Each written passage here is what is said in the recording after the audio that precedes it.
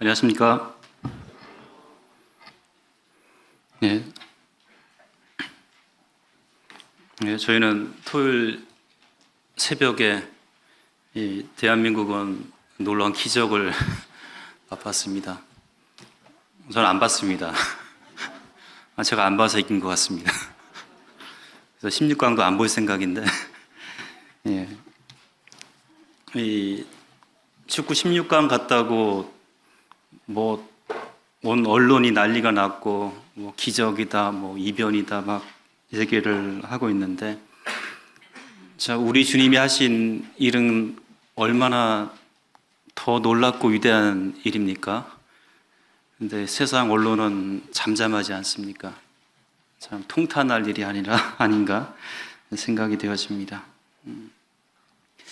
하나님께서는 매일매일 우리의 삶에서 16강보다도 놀라운 일들을 우리 삶에 사실은 이루고 계십니다.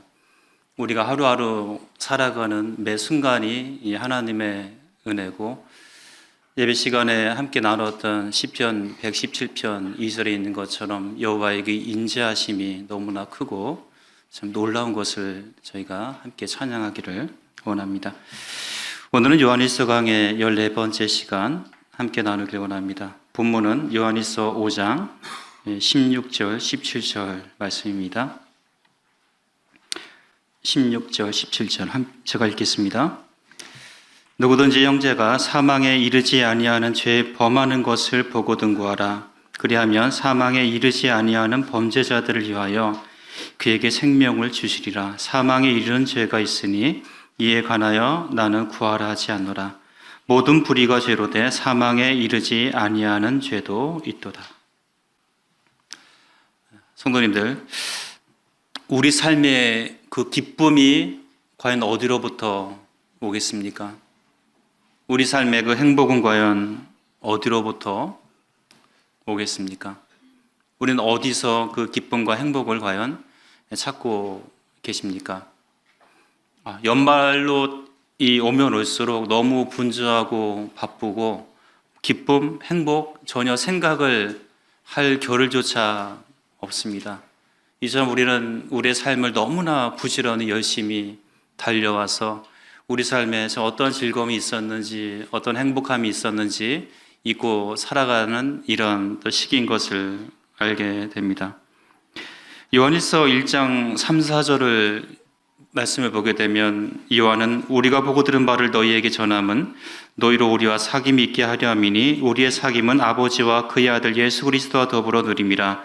우리가 이것을 쓰면 우리의 기쁨이 충만하게 하려 함이라고 하신 말씀을 통해서 바로 우리의 삶에서의 그 행복과 이런 이 기쁨이 하나님과 그 아들 예수 그리스도의 사귐 가운데에서 그 근원이 있다, 거기서부터 출발한다라고 이 기록이 되어 있습니다.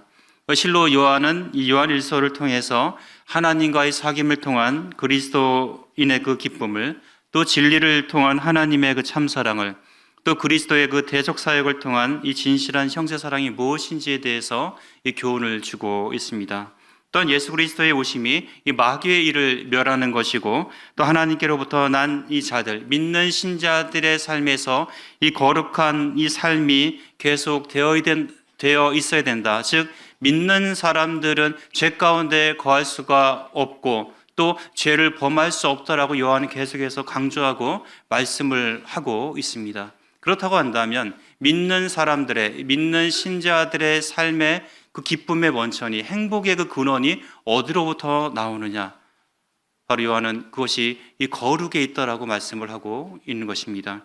우리가 사는 이 세상에서의 그 삶, 이 여정 가운데에서 우리가 행복한 삶을 살기 위한 그 여정 가운데에서 우리가 반드시 기억하고 순종해야 될 것이 바로 이 거룩하라고 하신 이 하나님의 명령이라는 사실을 오늘 본문을 통해서 우리에게 말씀을 해주고 있는 것입니다. 일찍이 이 하나님께서는 이스라엘 백성들을 통해서 이 하나님의 그 인생을 향한 그 계획이 무엇인지를 이미 말씀을 하셨습니다. 신명기 10장 12절 13절에 이스라엘아, 내 하나님 여호와께서 내게 요구하시는 것이 무엇이냐? 곧 내 하나님 여호와를 경외하며 그의 모든 도를 행하고 그를 사랑하며 마음을 다하고 뜻을 다하여 내 하나님 여호와를 섬기고 내가 오늘 내 행복을 위하여 내게 명하는 여호와의 명령과 규례를 지킬 것이 아니냐. 이스라엘 백성들에게 하나님께서 내가 너희들에게 원하는 삶은 나를 경외하고 내 말에 순종하고 나를 사랑하는 것, 이것이 바로 이스라엘 너희에게 준 행복한 삶이다. 이렇게 말씀을 하셨다는 거죠. 그래서 하나님이 요구하시는 것은 오늘 내 행복을 위해서 하나님께서 이렇게 말씀을 하고 있다는 거죠. 하나님께서는 인생의 삶이 수고와 슬픔이 아니라 이 하나님 앞에서 하나님 섬기는 것이, 하나님 예배하는 것이 진정 즐겁고 기쁨이 되기를 원하신다는 것입니다. 그래서 우리 주님이 이 땅 가운데 오셔서 나는 수고하고 무거운 짐 자자들아 다 내게로 오라고 주님 말씀하고 계시지 않습니까? 내가 너희에게 쉼을 주겠다, 평안을 주겠다, 행복을 주겠다, 이렇게 말씀을 하고 계십니다. 그래서 우리는 아직 이 완전한 이 궁극적인 행복을 누리고 있지는 못합니다. 그럼에도 우리는 아직 하나님과 더불어 예수 그리스도와 함께 지금 함께하는 이 삶 가운데서 행복한 그 여정을 지금 함께 떠나고 있는 것입니다. 그럴 때 이 하나님과 함께하는, 이 동행하는 이 삶에 필요한 것이 바로 이 거룩함이라는 거죠. 그래서 오늘은 함께 나를, 이 제목이 행복한 삶으로의 여정, 거룩하라는 제목으로 함께 말씀을 나누기를 원합니다. 어떤 분은 이런 얘기를 해요. 행복한 삶을 살기 위해서는 어떻게 해야 된다? 행복한 사람들이 내 주변에 많이 있어야 된다는 얘기예요. 내가 진짜 행복한 삶을 누리기 위해서는 내 주변에 행복한 사람들이 많이 있어야 된다는 얘기입니다. 이 말은 무슨 말이냐? 바로 행복한 사람들이 내 주변에 많아야 그들로부터 좋은 영향을 받고 내가 또 줄 수 있다는 것입니다. 그래서 우리는 누구랑 많은 시간들을 보내고 있습니까? 바로 믿는 성도들과 함께 많이 보내고 있지 않습니까? 그러니까 어떻게 해야 돼요? 서로가 행복해야 돼요. 서로가 행복하기 위해서는 바로 이 거룩하라고 하신 이 명령에 함께 순종할 그 필요가 있는 것을 보게 됩니다. 그래서 우리는 16절에 있는 말씀처럼 서로의 거룩함을 위해서 기도해야 하는 것입니다. 누구든지 형제가 사망에 이르지 아니하는 죄에 범하는 것을 보거든 어떻게 하라? 구하라, 기도해라, 요청해라, 이렇게 말씀을 하고 있는 것입니다. 어떤 형제가 만약에 죄 범하는 것, 불의를 행하는 것을 보거든 가만히 있어서는 안 된다. 그것을 보았거든 어떻게 하라? 구해내야 된다. 기도해야 된다. 왜? 내가 행복해지려면, 또 그가 행복해지려면 그렇게 해야 된다는 것입니다. 왜냐하면 우리는 아직도 여전히 사망에 이르지 아니하는 죄를 범할 가능성이 여전히 남아있고 그런 연약 가운데 우리가 있기 때문에 우린 바로 이런 부분들을 위해서, 서로를 위해서 기도해야 하는 것입니다. 누군가 나를 위해서 기도해 준다고요?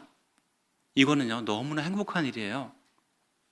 누군가 나를 위해서 기도해 준다고 했을 때 그것은 너무나 감사한 일입니다. 그래서 우리는 기도의 제목을 나누는 삶들을 살아야 돼요.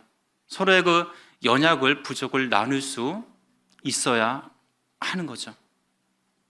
주님은요, 이 마태복음 26장에서 공생애 가운데 마지막 기도를 하십니다. 그 유명한 이 겟세마네 기도를 하십니다. 이 복음서를 보게 되면 주님은 주로 이 새벽 미명에 일어나서 따로 한적한 곳에 가서 홀로 기도하시는 일이 많았습니다. 그 혼자 기도하는 시간을 많이 가지셨던 주님께서 마태복음 26장에 주님의 공생애의 마지막 순간에는요, 제자들과 함께 기도하기를 원하셨다.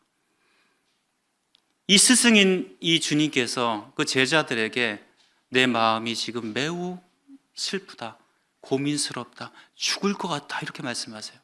그리고 뭐라고 말씀하십니까? 나와 함께 깨어 기도해 줄 것을 요청하십니다. 함께 깨어서 기도해 달라고 주님께서 이렇게 외치세요. 제자들이 어떻게 했습니까? 제자들은 이 일에 실패했습니다. 주님과 함께 깨어있는 이 기도하는 일에 그들은 실패했어요. 그들은 너무나 피곤해서 자고 있었다는 얘기죠. 자는 그들을 주님 깨우시지 않습니까? 주님은 너무나 외로우셨습니다. 아버지는 그 아들의 기도에 침묵하셨습니다. 그래서 함께 바로 이 기도하는 일에 나의 기도 제목에 누군가 함께 해준다는 것, 이것은 너무나 행복하고 감사한 일이라는 거죠. 그래서 우리는 이 서로의 행복을 위해서 이 기도 제목을 나누는 삶들을 사셔야 하는 것입니다. 그 기도 제목을 들었을 때 우리는 기도해 줄 수 있어야 하는 것입니다. 그래서 이 일은 16절을 첫 절에 있는 것처럼 누구든지 그렇게 해야 돼요. 나는 아닐 거야. 나는 죄와 상관이 없어. 이게 아니라 이 말은 나는 아닐 거야라고 하는 그 전제 자체를 무효화시키는 거죠. 누구든지 그럴 수 있다는 얘기입니다. 이 죄는 그리스도인의 삶을 너무 비참하고 불행하게 만듭니다. 우리는 이 죄를 단순한 연약, 부족, 질병, 결핍이야 이렇게 여겨서는 안 되는 것입니다. 모든 이 죄의 기준은 하나님께서 판단하시기 때문에 우리는 그 모든 것들을 자기 합리화시키지 말고 하나님 앞에 정직할 필요가 있다는 거죠. 그래서 그리스도인과 이 죄는 전혀 무관하지가 않습니다. 그리스도인들은 이 죄에 대해서 더 감각이 있어야 돼요. 왜냐하면 그 영이 살아있기 때문에 그렇습니다. 이 영이 죽은 사람들은, 거듭나지 않은 사람들은 죄에 대한 감각이 없습니다. 자신이 죄인인 걸 몰라요. 이것이 왜 죄인지 알지 못하지만 영이 살아있는 자들은, 이 거듭난 자들은 이 하나님께서 주신 이 말씀에 그 비침이 있기 때문에, 또 성령이 우리 안에 계시기 때문에 분명 무엇이 죄인지를 분명히 분간해낼 수 있게 하셨다는 것입니다. 그래서 우리는 나의 죄뿐만이 아니라 이 공동체에 들어오려고 하는 죄, 때론 이 들어온 죄에 대해서 분명히 분별해낼 수 있어야 하는 것이죠. 어떤 목사님이 이제 설교를 해요. 무거운 죄에 대한, 죄의 짐에 대한 설교를 이 주제로 해서 설교를 합니다. 한 젊은이가 이제 목사님을 찾아와서 이렇게 묻습니다. 목사님, 죄의 짐이 무겁습니까? 저는 하나도 무겁게 느껴지지 않습니다. 목사님은 이제 그 청년에게 다음과 같이 얘기합니다. 죽은 시체에게 돌을 올려놓으면 그 돌의 무게를 느끼겠습니까? 느끼지 못합니다. 마찬가지로 영적으로 죽은 사람 역시 죄의 무게를 느끼지 못합니다. 영이 죽은 사람들은 이 죄의 무게감을 느끼지 못한다는 거죠. 근데 영이 살아있는 거듭난 사람들은 이 죄의 무게감을 확실히 느낀다는 것입니다. 그래서 이렇게 해서는 안 된다, 이것은 하나님이 결코 기뻐하는 일이 아니라는 사실을 깨닫기 때문에 철저히 하나님 앞에 이것을 자백하고 회개를 하게 되는 거죠. 우리가 단순히 쉽게 넘어가는 것들이 너무 많이 있지 않습니까?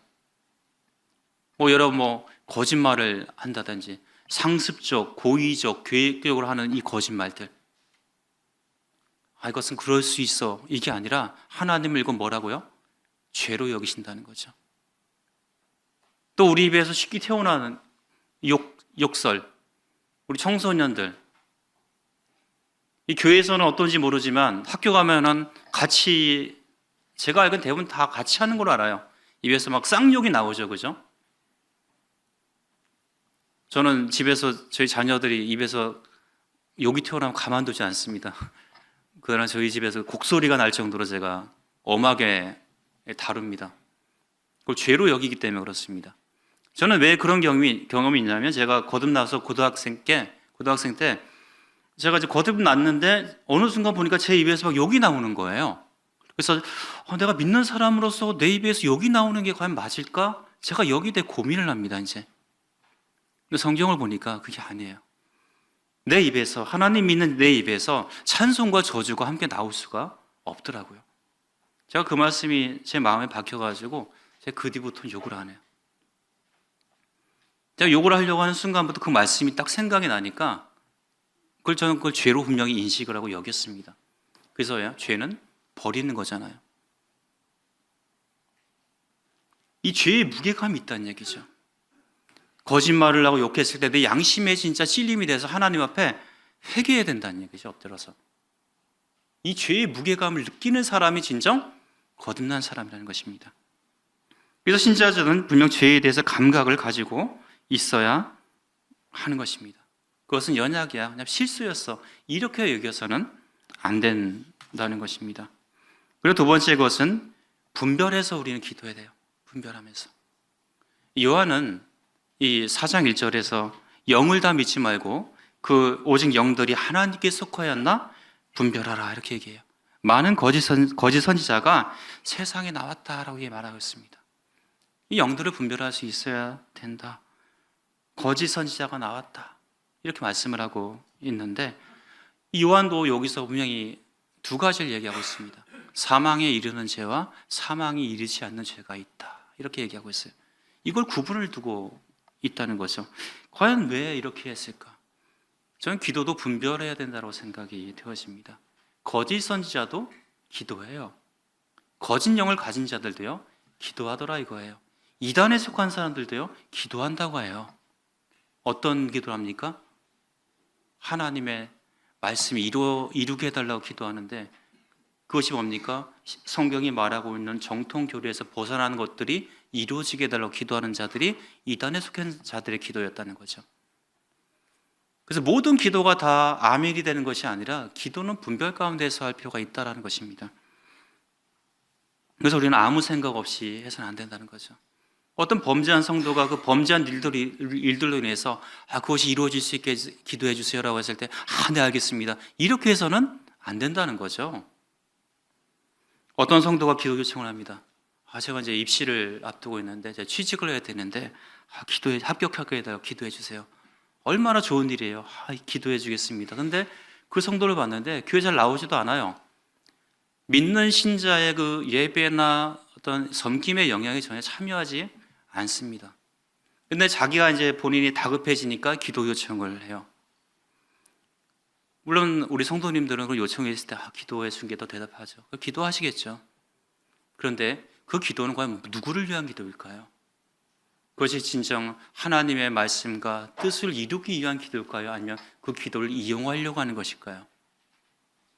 우리는 그 성도의 그 기도 요청에 어떤 취업이 아니라 사실은 그 성도가 하나님과의 바른 관계, 신앙의 그 회복을 위해서 믿는 신자의 그 책무를 다할 수 있도록 하나님의 나라와 의를 구하는 그 삶의 우선순위가 분명히 서도록 기도하는 일이 더 우선이 될 필요가 있다는 것이죠. 이것이 사망에 이르지 않는 그 죄를 범한 그 형제를 위한 그 기도여야 한다는 것입니다. 바로 이 사망에 이르지 아니하는 죄, 하나님 앞에서 불의한, 불충한 그런 부분들을 위해서 그가 회복되도록 이 기도할 필요가 있다라고 요한은 얘기하고 있는 거죠. 왜? 하나님과의 사귐, 하나님 앞에서의 이 기쁨, 하나님과 함께하는 그 행복한 신앙의 여정이 되기 위해서는 무엇보다도 이것이 우선되어야 할 필요가 있기 때문이라는 것입니다. 먼저 요한은 사망에 이르는 죄가 있다라고 얘기를 하고 있습니다. 여기에 대해서는 참 여러 견해들이 있어요. 어떤 사람은 이 죄는 고린도전서 11장 30절에 있는 것처럼 주의 그 떡과 잔을 분별 없이 먹고 마시는 이 사람들, 주의 이 몸을 욕되게 한 사람들이 한 죄다라고 분별하는 분이 있고, 어떤 사람은 사도행전 5장에 그 성령을 속인 아나니아와 삽비라의 죄를 의미한다라는 분도 있고, 어떤 사람은 레위기 20장 27절에 있는 것처럼 우상을 섬긴 죄, 접신한 자, 또 은밀한 죄를 범한 자, 간음죄를 범한 자라고 분별하기도 합니다. 또 어떤 사람은 마태복음 12장 31절, 32절에 있는 것처럼 성령을 모독하거나 인자를 거역한 그 죄다라고 말을 하는 분이 있고, 어떤 사람은 고의적으로 사람을 죽인 이런 사람들의 이 죄다라고 이 분별하는 사람들도 있습니다. 그런데 많은 성경학자들은 분별하기를 이것은 이 배도의 죄로 이렇게 이 분별을 하고 있습니다. WBC 주석의 스테핀 스말리는 이렇게 얘기합니다. 우리는 요한이 이 사망에 이르지 않는 죄의 가능성을 신자들에게 돌리고 있지만, 이 사망의 죄는 이 적그리스도적인 이 불신자들이나 혹 이 적이 되는 신자들에게 돌리고 있다라고 얘기하고 있고, 로이드 존슨 목사는 이 사망에 이르는 죄는 적그리스도의 교훈에 미혹된 것으로 보았고, 히브리서 6장 4절에서 6절의 배교와 같은 죄로 보고 있습니다. F.F. 브루스도 이 사망에 이르는 죄를 적그리스도의 가르침에 미혹된 죄로 이렇게 분별을 하고 있다는 것이죠. 그래서 이 플러머는 여기에 대해서 이제 이렇게 기록합니다. 이 사망에 이르는 죄는 어떤 극악한 행위가 아니라 고의로 택하고, 또한 이 고집하는 죄악된 상태나 또 습관을 말한다. 그것은 끊임없이 또 극도로 하나님을 대적하는 것이다. 이 서신의 문맥에 의하면 어둠을 빛보다 더 좋아하고, 거짓을 이 진리보다 더 좋아하고, 죄를 의보다 더 좋아하고, 이 세상을 아버지보다, 영적인 죽음을 영원한 생명보다 더 좋아하는 것들을 가리킨다라고 말하고 있습니다.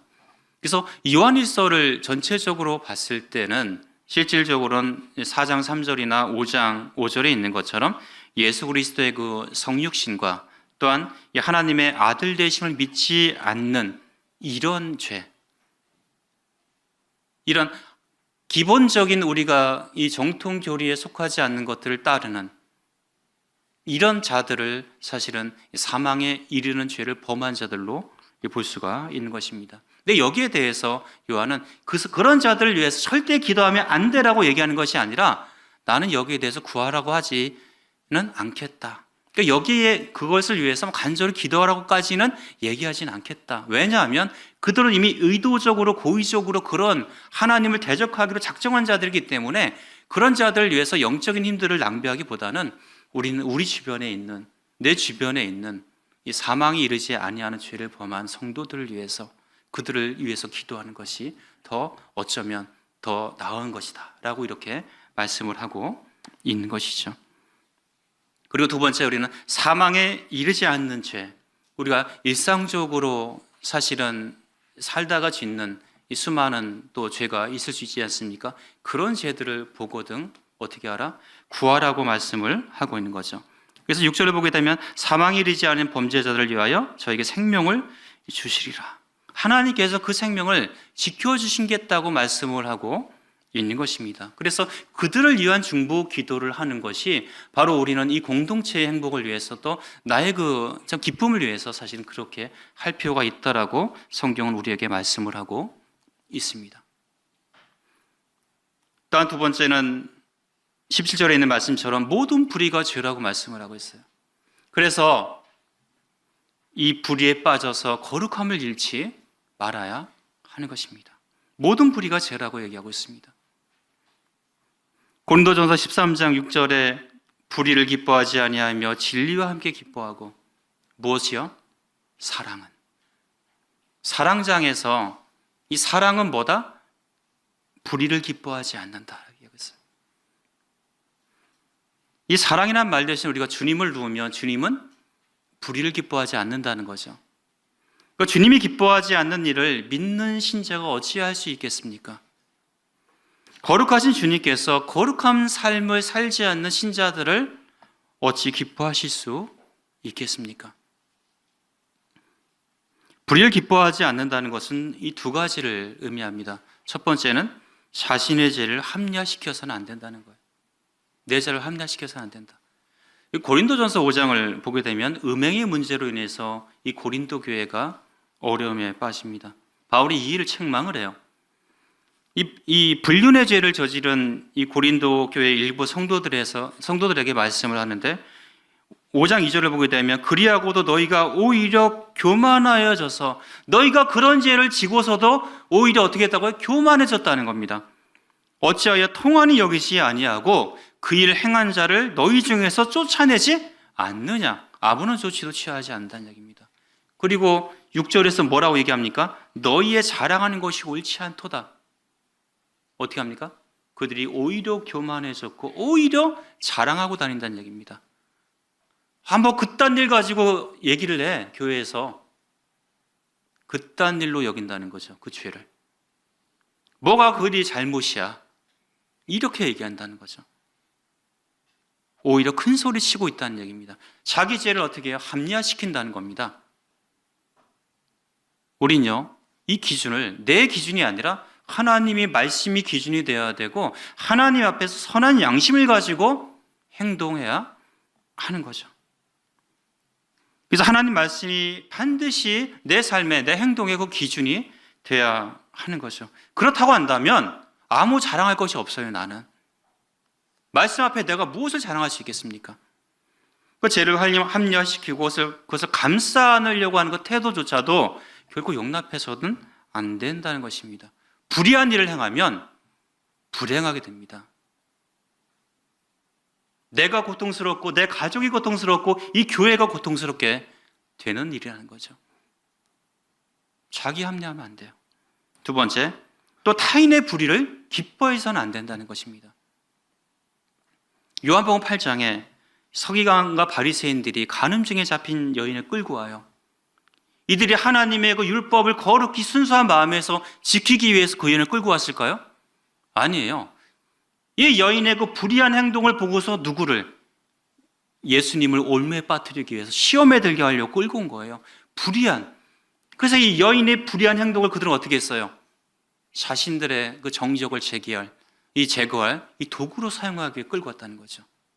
이 일을 기뻐했다는 얘기입니다. 그렇게 해서는 안 된다는 거죠. 우리도 타인의 그 불의한 일, 잘못된 것들을 드러내려고 하지 않습니까, 일부러?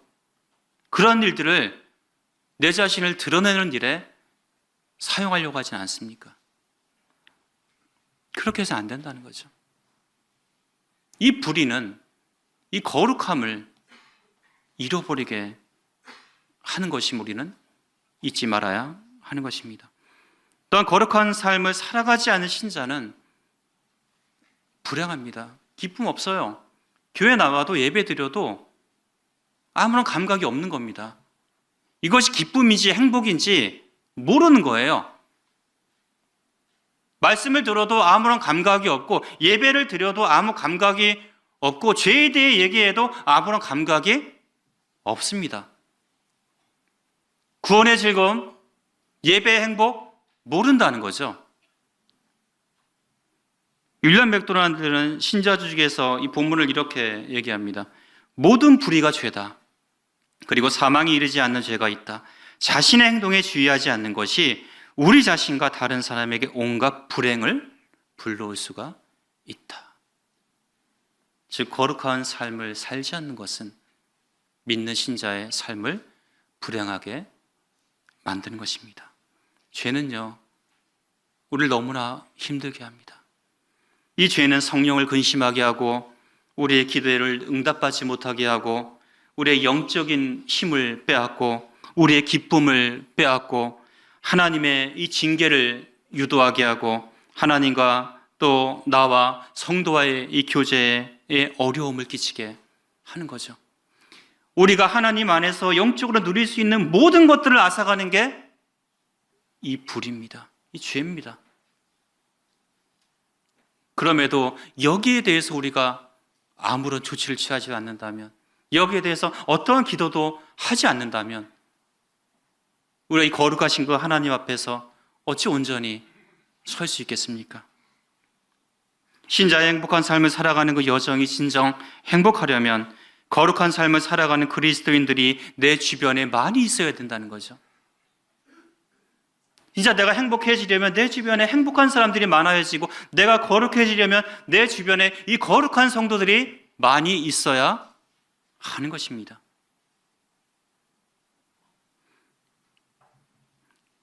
영지주의자들은, 이 당시 영지자들은 이 계속해서 교회를 어렵게 했고 성도들을 어렵게 했습니다. 그들 가운데 있는 기쁨을 뺏어가는 일들에 이들은 굉장히 열심을 냈다는 거죠.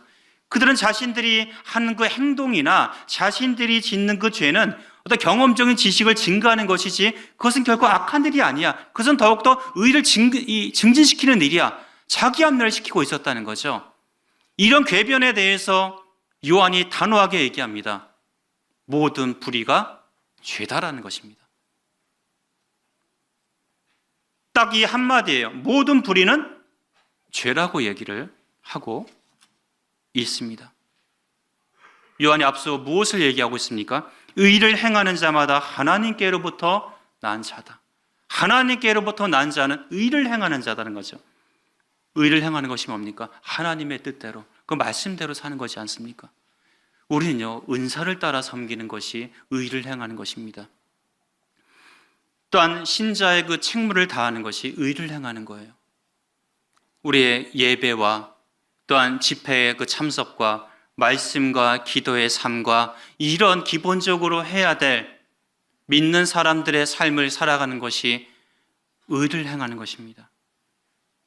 우리가 마땅히 헌신하고 섬겨야 할 부분들에 대해서 헌신하고 섬기는 것이 의를 행하는 것입니다. 이 교회에 많은 필요가 있는데도 불구하고 교회의 어떤 요구에 대해서 저는 됐어요, 다음에 할게요, 이런 말이 너무나 많이 들리는 것은 우리가 과연 의를 행하는 자인지를 돌아보게 하는 것입니다. 또 옳은 일을, 하나님의 뜻을 행하는 것을, 의를 행하는 것을 막는 것도 불의한 것입니다. 우리는 그 부분들을 분별해낼 수 있어야 하는 것입니다. 연말에 많은 계획들을 세우고 많은 일꾼들을 필요로 하고 있습니다.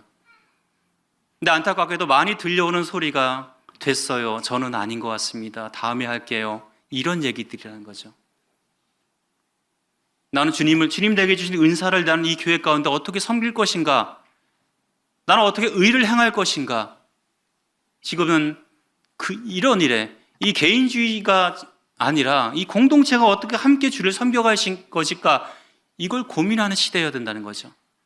세상의 흐름이 아니라 성경의 원리대로 살고자 하는, 그런 헌신되고 충성되고 하나님께 삶을 드리길 원하는 이 충성된 자들이 많이 일어나야 될 이런 시대 가운데 우리는 있습니다. 그래서 우리는 바로 이 사망이 이르지 않는, 용서받을 수 있는 죄가 있는 다른 사람의 회복을 위해 기도함으로써 형제의 사랑을 나타내어야 하는 것입니다. 어떤 형제나 자매의 그 어려움을 잠시 도와주는 것, 필요를 잠시 도와주는 것, 이것도 필요하지만 더 큰 형제 사랑은 사도 요한은 말하기를 바로 그가 범죄하지 않도록 거룩한 삶을 살 수 있도록 그 부분을 위해서 기도해 주는 것이 진정한 형제 사랑이라고 말하고 있는 것입니다. 결론입니다. R.C. 스프로울은 거룩함으로 나아가라는 책에서 이렇게 얘기합니다. 오늘날 교회가 세상으로부터 많은 비방을 받고 외면당하는 이유는 세상이 악하기 때문이기도 하지만 안타깝게도 많은 경우 교회가 거룩하지 않아서다. 거룩함으로 나아가는 교회와 성도는 많지 않다. 오늘날 교회가 힘써야 할 부분은 사회봉사나 좋은 여론을 만들어내는 것이 아니다. 교회는 본래 부르심에 충성해야 한다. 악한 세상으로부터 불러낸 무리 성도라는 이름에 합당한 삶을 살아야 한다. 교회 회복은 교회의 정치 구조나 프로그램, 정형화된 사역 스타일이 달린 일이 아니다. 궁극적으로 교회는 윌리엄 맥도날드가 쓴 책의 제목처럼 잊혀진 명령, 거룩하라는 이 부르심에 전적으로 순종해야 한다. 사도 요한의 말처럼 주를 향하여 이 소망을 가진 자마다 그의 깨끗하심과 같이 자기를 깨끗하게 한다. 성도님들, 행복하십니까? 만일 행복하지 못한 삶, 기쁨이 없는 삶을 살고 있다면 거룩하라고 하신 그 하나님의 명령을 내가 지금 잊고 살아가지는 않는지 돌아봐야 하는 것입니다. 믿는 신자의 행복한 삶의 여정에 내가 거룩하니 너희도 거룩하라고 하신 말씀이 언제나 매일매일의 삶에서 순종되어지기를 기도합니다. 기도하시겠습니다. 아버지 하나님, 이스라엘에게 주신 말씀처럼 우리 인생의 행복을 원하시는 그 하나님의 뜻을 알게 됩니다. 그러기 위해서 하나님을 사랑하고 경외하고 또한 그 말씀에 순종하는 거룩한 삶을 살아가는 것이 참 하나님과 함께 동행함으로 얻게 되는 기쁨이요 행복인 것을 알게 됩니다. 죄로 여기게 하시고 죄를 자백하고 회개하는 삶을 통해서 하나님과의 교제, 그 사귐을 통한 기쁨의 충만함을 성도들이 누릴 수 있도록 인도해 주시기 바랍니다. 저희 가운데 있는 혹 불의가 있다고 한다면, 숨겨진 죄가 있다고 한다면 드러나게 하시고 그 부분에 대해서 회개하게 하시고 하나님과 더 가까이 사귀는 이런 삶들을 저희 믿는 자들이 살아갈 수 있도록 인도하시고 이 교회를 지켜주셔서 악으로부터 이 죄로부터 거룩함을 유지할 수 있도록 주께서 함께해 주시기를 간절히 기도합니다. 오늘 말씀으로 인도해 주신 거 감사하고 우리 주 예수 그리스도의 이름으로 감사하며 기도드렸습니다. 아멘.